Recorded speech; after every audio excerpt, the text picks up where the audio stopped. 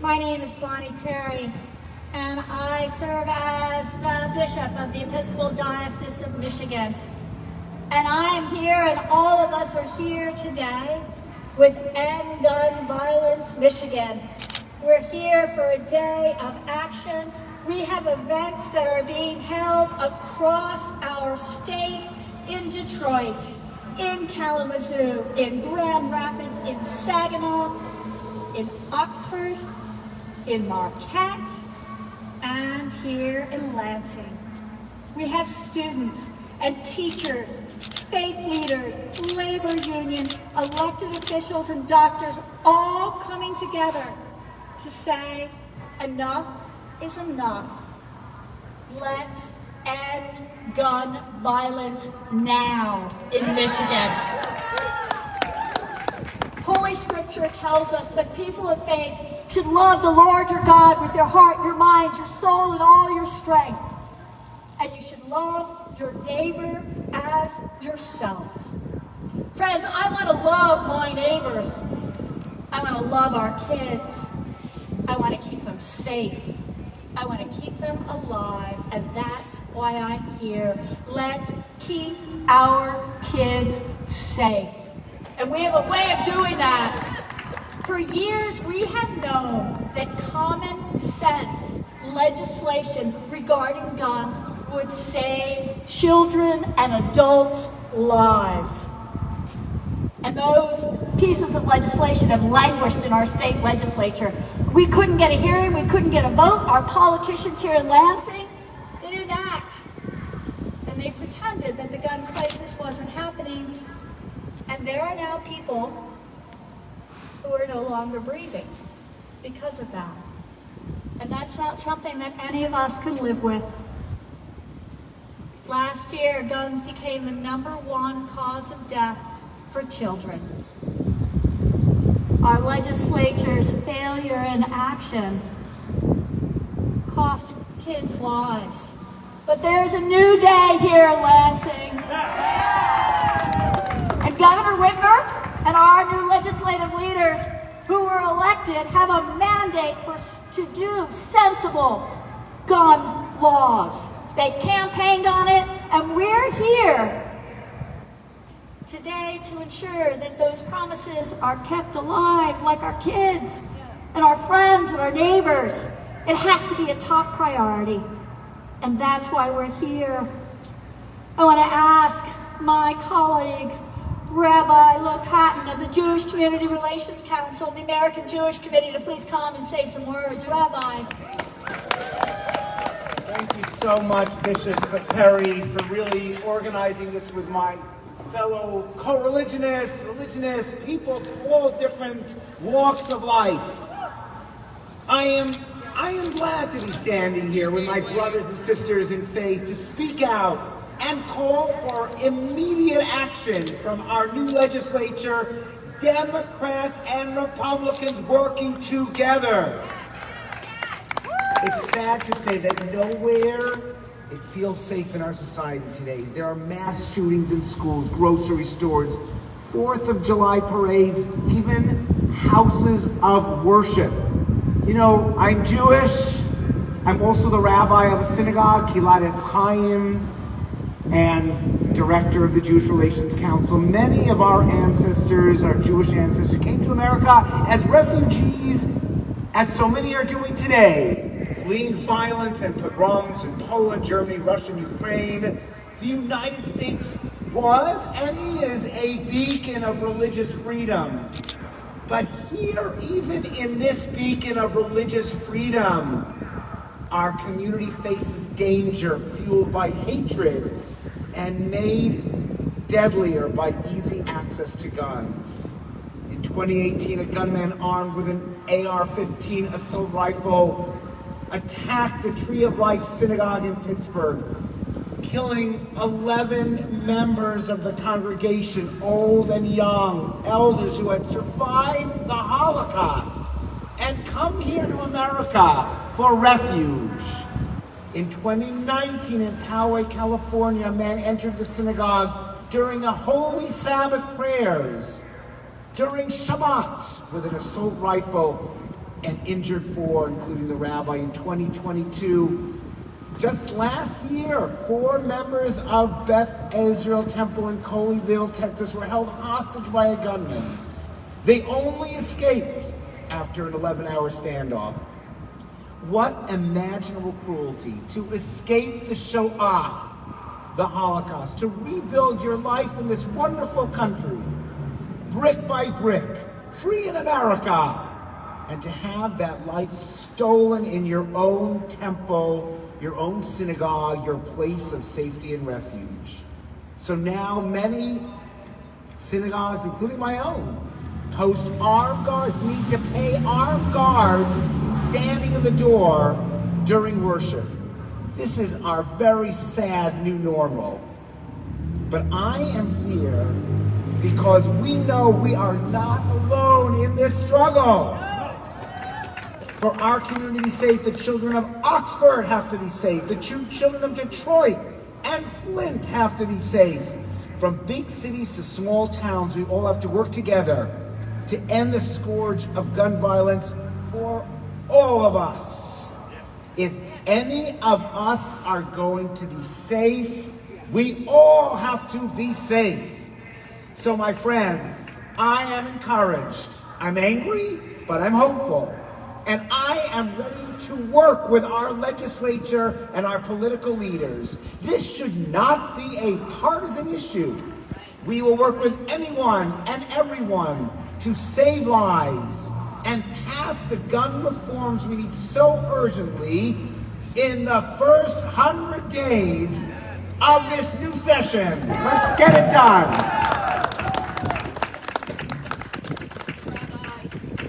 I'd like to welcome Bishop Prince Singh from the Episcopal Diocese of Eastern and Western Michigan.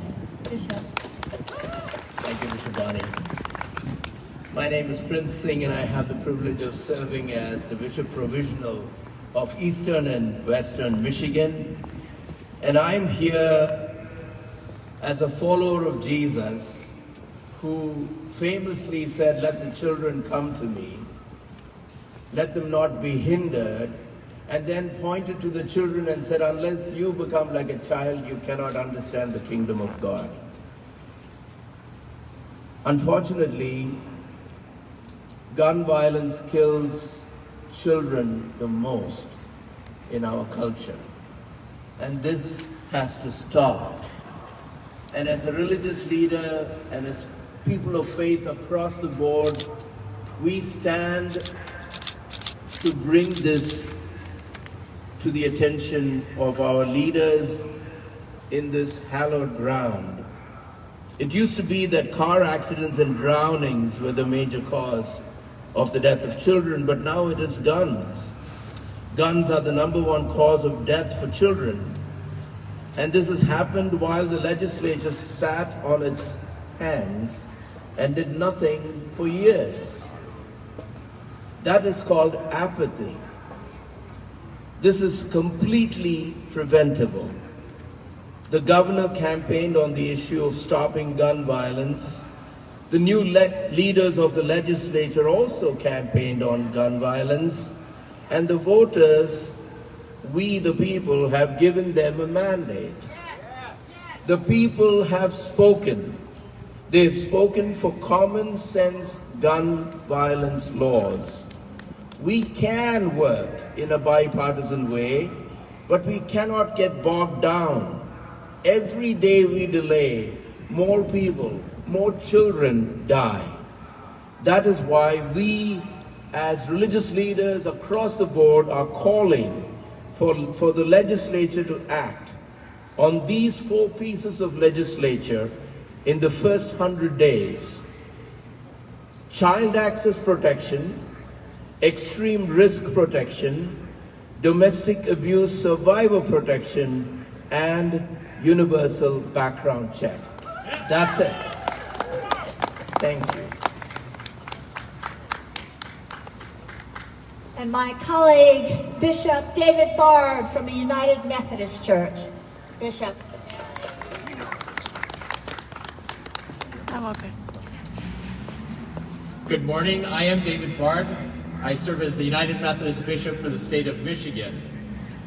This past summer, delegates from the over 750 United Methodist churches in the state approved by a wide margin a resolution encouraging Michigan United Methodists to contact local, state, and national leaders, encouraging their support for legislation designed to reduce gun violence.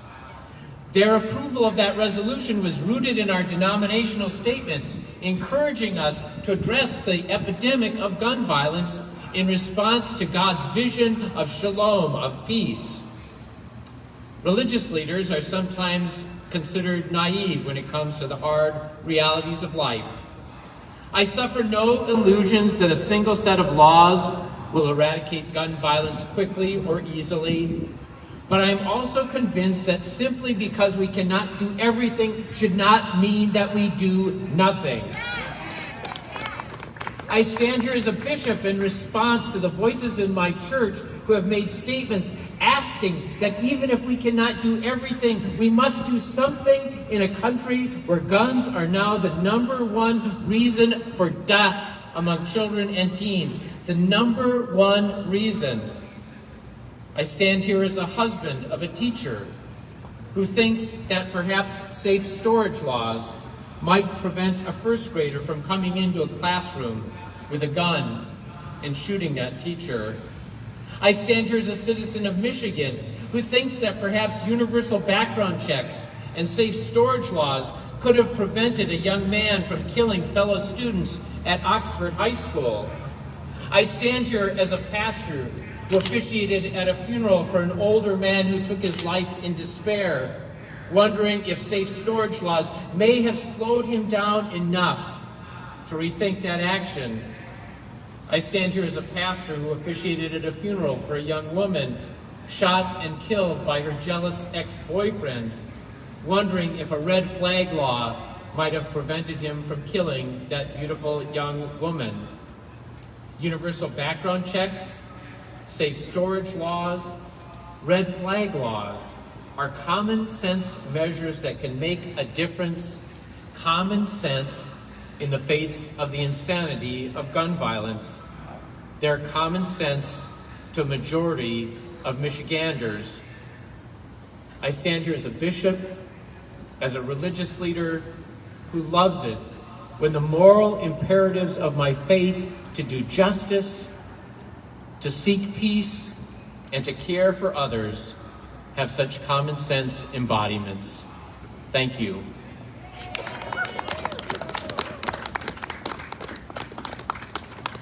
Representative Brenda Carter, please join us.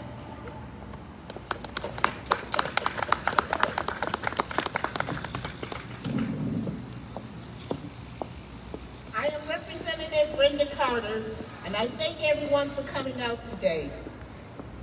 The issue of gun violence is incredibly important here in Michigan, and also from my home city down the road, which is Pontiac.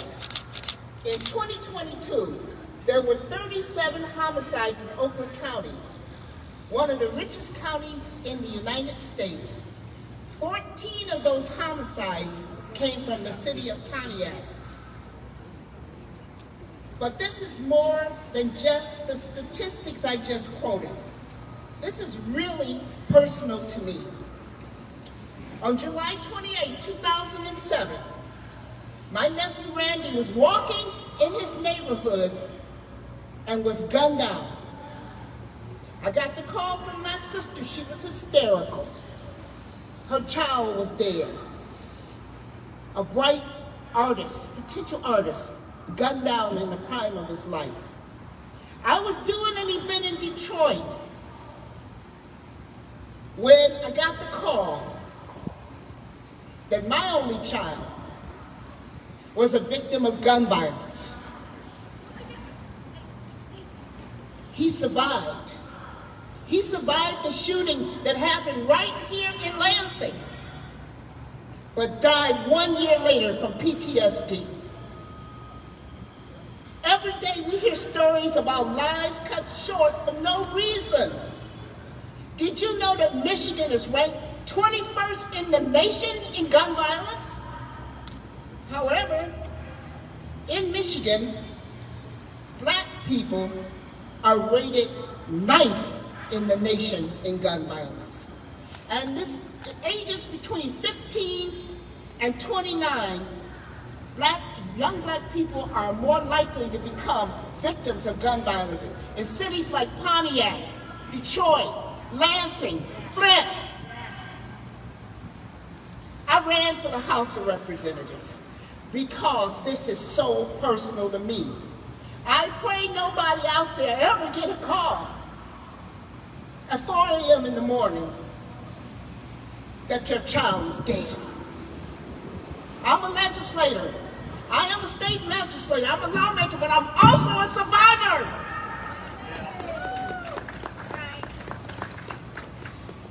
I support everything that was mentioned here today. I want to work with you with the safe storage, universal background, red laws, protections against domestic violence. All of these things are critical to the safety not only of black Americans, but of all Americans. I campaigned on these issues, and as a result, the people of Michigan gave the legislature, thank God for the new legislature, a mandate, and we intend to get it done. We know that advocates like you have been knocking on doors in Lansing for years. I know I've sat in the legislature when we brought common sense gun prevention laws to our colleagues, and they sat and just waited. Did nothing. We never got a hearing. We never even got a mention. But those things are going to change now. Yeah. I am proud that under the leadership of Speaker Joe Tate, that we are going to act, and we're going to act swiftly. I'm looking forward to standing with all of you again at the Capitol as the governor signs those laws. I want to encourage you to keep speaking out, keep organizing, keep your voices out there, because what you're doing is saving lives. You're saving lives, because every day somebody is a victim to gun violence. We need you. We need you to back us up, to make those phone calls, to come to our offices. For too long, for way too long, common sense has been drowned out by the gun lobby. I am glad to stand here with you today and to have your support. As we enact laws to save Michiganders, and I will keep on fighting until it's done. Thank you. Thank you, Representative Carter. My colleague, John Gold, now Michigan President of Gifford's Gun Owners for Safety. John. So for the record, I'm not ordained. I'm the policy wonk today, but this is, just like Representative Carter said, very personal to me. I've lost 4 people in my life to firearm suicides in the last 6 years. And I had a revelation when I started this work. A man said to me, this is just going to make regular citizens jump through more hoops and have more obstacles and have rules in their way. And I said back to them, well, then to save one human life, shouldn't we? Shouldn't we jump through more hoops? Shouldn't we follow more regulations? Shouldn't we be safe? Shouldn't we do that to save one human life? Isn't one human life worth jumping through a couple of hoops? So I'm going to talk today about specific legislation we want to see enacted in that first 100 days from this legislature. And these are a foundation. As a responsible gun owner, I know that thoughts and prayers must be matched with diligent action, and I trust that this Congress will take it. Firearm deaths are now the leading cause of death among children and adolescents in this state. This Congress must give Governor Whitmer effective and reasonable versions of what she has asked for. This Congress must take action on child access protection laws and secure storage, because no child should ever be punished with death for being inquisitive. And because no 15-year-old in Oxford nor a 6-year-old in Virginia should have access to terrorize his or her school, kill their classmates and staff. When Florida instituted a strong secure storage law, youth firearms fatalities went down 51%. In Florida, whose legislature is diametrically different than ours, this Congress must pass laws ensuring universal background checks for every firearm transferred or purchased, because no one can know the mind or intent of another, whether it be justified self-defense or abhorrent aggression. We need to change one word in our background check law. That's all I'm asking from this Congress. One word. Change the word pistol to firearm, and make sure that the same prohibitions that keep offenders from owning handguns apply to military-style long guns as well. 80% of Michiganders support this practical common sense approach. This Congress must pass extreme risk protection order legislation so that families with members in critical crisis have legal ways to temporarily secure weapons away from those who may intend to do harm to themselves or others. And finally, this Congress must pass stronger protections for the victims of domestic violence. Every month, 70 women in our country are shot and killed by their husband or boyfriend. If a batterer owns a gun, they are 5 times more likely to kill their victims. I ask the citizens of Michigan to make their voices loud and crystal clear to your representatives and senators that the Michigan status quo that we have lived with simply cannot stand. Yes. We must make change, and we must do it quickly. Thank you.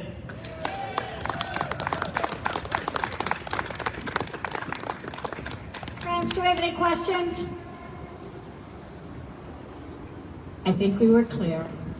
Thank you.